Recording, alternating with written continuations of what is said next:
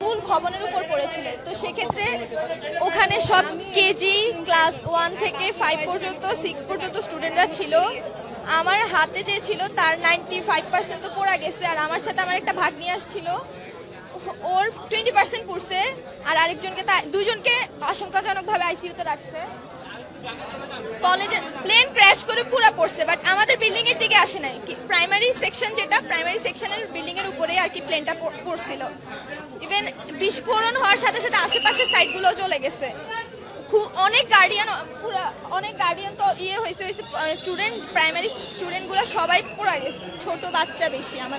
আমাদের ওটা primary section, school section ছিল, ওখানে কেজি 1 থেকে 5, 6 এইসব স্টুডেন্টস আছে। ক্লাস ছুটির সময় হবে, কিছু বাচ্চা গেটের সামনে ছিল, তারা জানতোই না, চোখের পলকে হয়ে গেছে।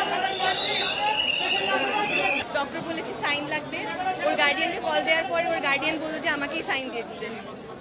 এখন আইসিইউতে আছে, বলেছে যে আরো 1-2 ঘন্টা পরে টাইম লাগবে, তখন যেতে বলেছে। আনুমানিক বলতে পারবো না, 100-200 বেশি তো হবেই।